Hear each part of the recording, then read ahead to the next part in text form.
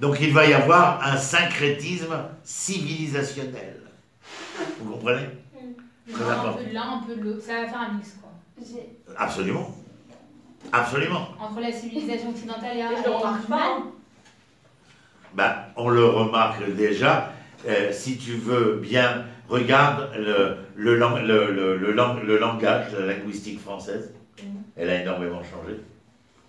Elle a énormément changé. Ça, c'est pas avec plusieurs critères, c'est pas que... C'est parce qu'il y a un apport différentiel d'une autre manière d'aborder le français. Regarde du point de vue sociétal, économique, etc., ce qui se passe.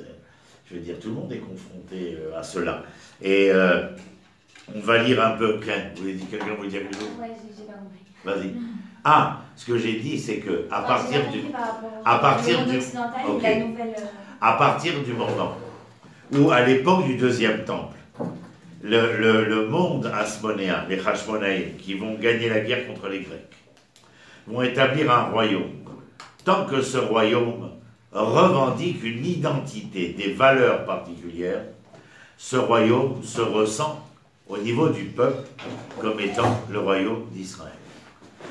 Beaucoup plus tard, dans la descendance des Hashmonaïm, les enfants descendants des Hashmonaïm vont prendre des prénoms grecs, alors que leurs ancêtres, leurs aïeux, avaient combattu les Grecs pour ne pas s'appeler comme des Grecs. C'est donc qu'à partir de ce moment-là, il y a quoi? À partir de ce moment-là, il y a une sorte d'assimilation à la société gréco-romaine qui est en train, de fleurir de nouveau, d'accord? Et donc, on voudra, à l'époque grecque, c'était quoi? Pourquoi est-ce que Yehuda Maccabi va entraîner cette révolte? C'est parce que l'attitude était un comportement, une attitude assimilationniste. Mais à la fin de l'époque des Hashmonaïm, la famille qui avait lutté contre cet assimilationnisme va devenir une fin de dynastie assimilationniste. Et donc on va trouver quoi? Un peu de Rome, un peu d'Athènes, un peu de Jérusalem. Ce mélange-là, ça s'appelle le syncrétisme. C'est une nouvelle identité. C'est pareil aujourd'hui. Aujourd'hui, en Israël, on essaye de faire valoir plus que jamais cette identité hébraïque. Mais on a tellement de pesants sur notre dos, de pesants qui relèvent de 2000 ans d'exil. C'était mal de s'assimiler. Oui, non, je ne parle pas de s'assimiler, je veux dire, pour retrouver notre identité hébraïque aujourd'hui, il faut aussi remettre en cause, d'une certaine manière, à mon humble avis, le juif exilique que nous avons été pendant 2000 ans. Donc c'est un travail titanesque, parce que ce n'est pas seulement se refuser à la civilisation occidentale, c'est aussi devoir remettre en cause l'hébreu qui se cache dans le juif que je suis encore, si je peux m'exprimer ainsi. C'est vrai. Donc vous voyez combien l'étude ici est riche. Il y a un autre monsieur, la troisième page, elle est où cette troisième page que je vous ai mise? Ah oui, voilà. Donc je vous l'ai marqué parce que d'abord je l'aime beaucoup, et puis en plus que je trouve qu'il dit des choses sensées. Donc Michel Onfray, dans son livre Décadence, il dit ceci. Donc déjà, ce qu'avait dit Spengler, c'est que l'histoire n'est pas linéaire, mais l'histoire est cyclique. En fin de compte, ils montent, ils descendent, ils montent, ils descendent, c'est pas linéaire. C'est-à-dire que, d'après l'histoire que nous entendons à travers cet exemple de l'échelle, il y a comme un retour perpétuel. Ne me prenez pas au mot, mais celui qui a écrit sur l'éternel retour, c'est Friedrich Nietzsche. Est-ce que nous rentrons dans la catégorie de Nietzsche sur l'éternel retour? Il y a du oui, il y a du non, mais ce n'est pas notre débat, donc on ne va pas rentrer là-dedans. Mais qu'est-ce que dit Michel Onfray? Alors, vous avez vu en bas, il y a Paul Valéry, elle a très bien cité. Et ensuite, vous avez écrit « Onfray se dévoile habité par la triste sagesse d'un penseur comme Spengler. L'histoire du monde n'est plus celle d'un progrès du droit et de l'autonomie, mais la ronde de civilisations qui, l'une après l'autre, éclosent, prennent leur essor, étincellent, dominent, puis périclitent, tels des astres morts. » Donc il parlera à la fin, vous avez vu, ça ce sont ses termes à lui, tout en bas de la page, dégénérescence, sénescence, déliquescence. La dégénérescence, c'est la détérioration. La sénescence, c'est le vieillissement. Et la déliquescence, c'est la décomposition. Faut que vous appreniez aussi des mots en français. Mais ce qu'avait dit Spengler était intéressant, c'est-à-dire que, de manière générale, nous sommes confrontés, d'abord et avant tout, à une société qui, peu à peu, va perdre ses repères. Et ces repères sont cette identité morale auquel nous sommes confrontés. Donc, à partir du moment où il y a une perte de repères, les choses entraînent ce qui est. Voyons un autre verset, verset 10, et qui est très intéressant, ce verset 10. Et quelqu'un me le traduira, bien entendu. Mechama sachicha Yaakov, techasecha busha, venichreta le'olam. À cause de ta cruauté à l'égard de ton frère Yaakov, tu seras couvert de honte, ta ruine sera éternelle. Il parle à Esav. Il parle à Esav. Je ne vous dis pas ce que nous allons lire dans la paracha de cette semaine. Je ne sais pas si vous l'avez faite avec quelqu'un, vous allez la faire. Mais si moi j'avais à vous parler de la rencontre entre Esav et Yaakov, je pense que je ne dois pas l'expliquer comme beaucoup l'expliquent.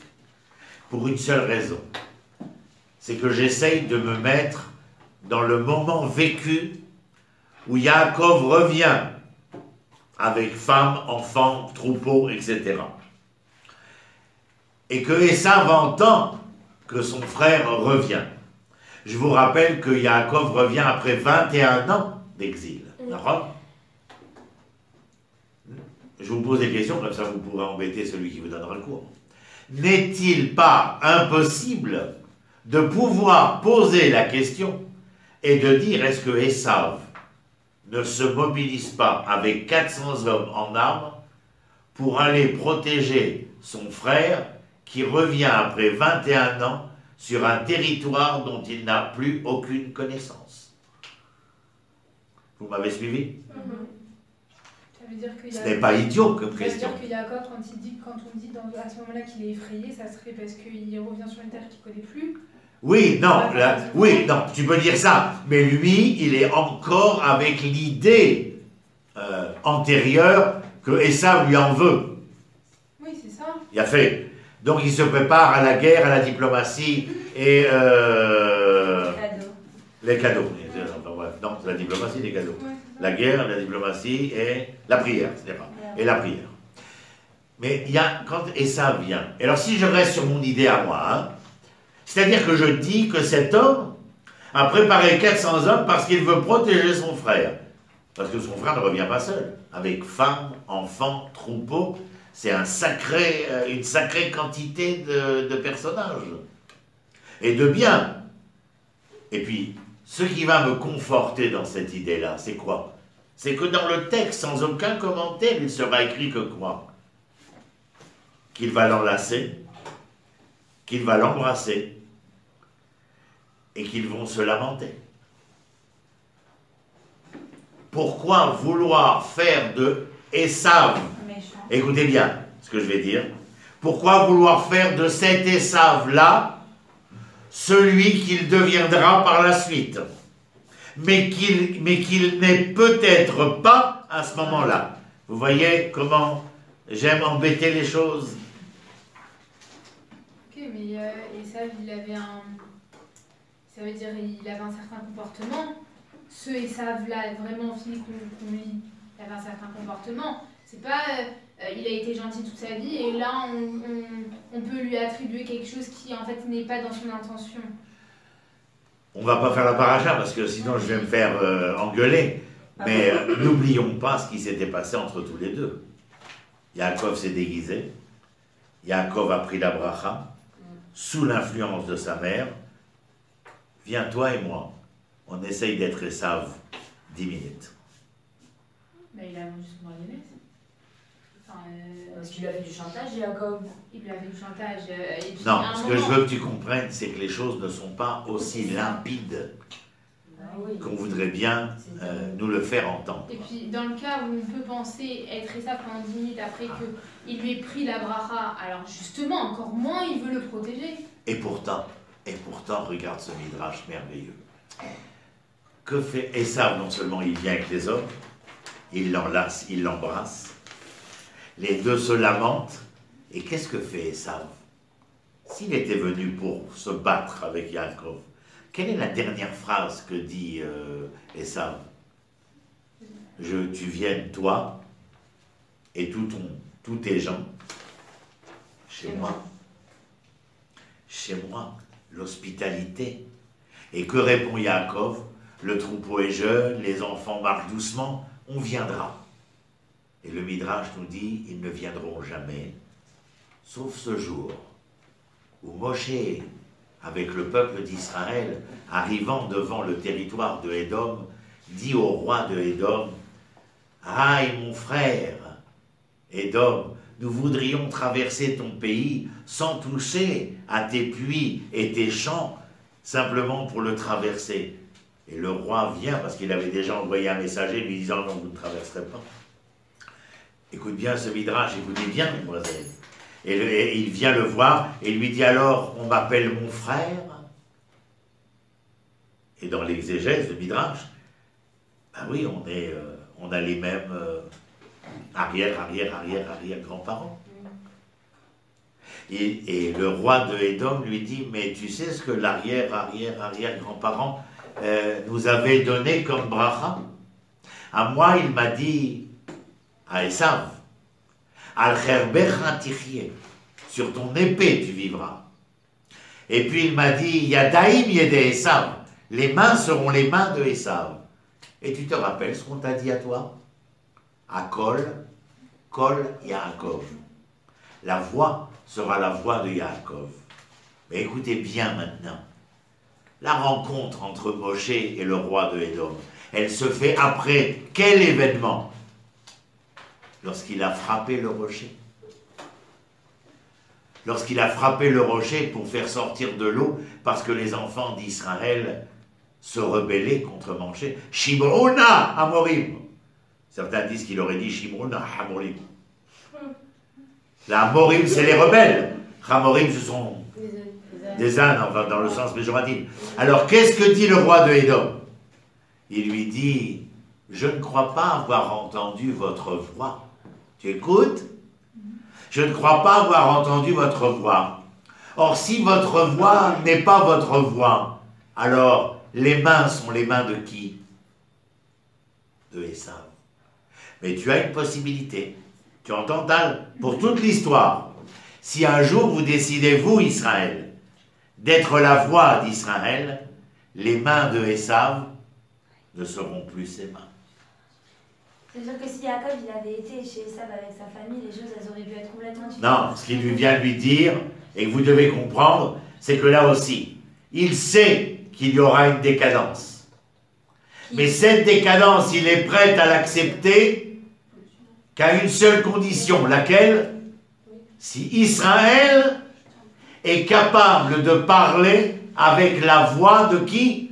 D'Israël. Mais tant que Israël ne parle pas avec la voix d'Israël, la main qui tient l'épée de Esav restera sa main. Ça veut dire quoi, parler avec la voix d'Israël? Être toi. Être toi. Parler avec la voix d'Israël, c'est être toi pour ceux que tu as choisi d'être. Puisque tu t'affirmes comme étant descendant d'Abraham, d'Israël, de Jacob. Mais lorsque Esav lève le bras avec son épée, c'est que la voix n'est pas la voix de Yaakov. Mais si la voix de Yaakov est la voix de Yaakov, vous avez vu le geste que je fais? Voilà. Et lorsqu'il y a le déclin de cet Occident dans lequel nous avons vécu, exilé, au moment où déjà le peuple d'Israël est redevenu souverain et indépendant, et que la terre d'Israël donne son fruit, qui n'a pas entendu parler des oranges et des pamplemousses avec l'étiquette Jaffa? Et donc on dit, ça marche comme un Lego, oui, pour tous ceux qui analysent, qui réfléchissent. Quand Esav il est venu, il n'avait pas la main levée avec l'épée. C'est une image. Non, mais le Midrash, il explique la rencontre entre Moshe et le roi de Édom. Pourquoi? Parce que le roi de Édom, quand il lui dit, alors, et j'ai oublié de vous le dire, il lui dit, mais on n'avait pas rendez-vous. Enfin, grand-papa, avec grand-papa, ils avaient rendez-vous. Avance, dit Yaakov à Esav, je te rejoins. Il ne l'a jamais rejoint. Sauf quand Moshe rencontre le roi de Édom. Et le roi de Édom, qui a ces tablettes d'histoire présentes devant lui, il lui dit, mais nous avions rendez-vous. Mais à ce rendez-vous-là, il est trop tard. Et il est trop tard pour une seule raison. C'est que celui qui vient me rencontrer n'est pas celui qui doit véritablement me rencontrer. Pourquoi? J'ai entendu ce qui s'est passé auprès du rocher. Ceux qui ont agi auprès du rocher, comme ils ont agi, ne sont pas la voix que j'attendais d'entendre. Donc tant que cette voix n'est pas là, vous passez c'est pas. merveilleux, hein? C'est fini. Mazé, vous avez eu un cours magistral, mes filles.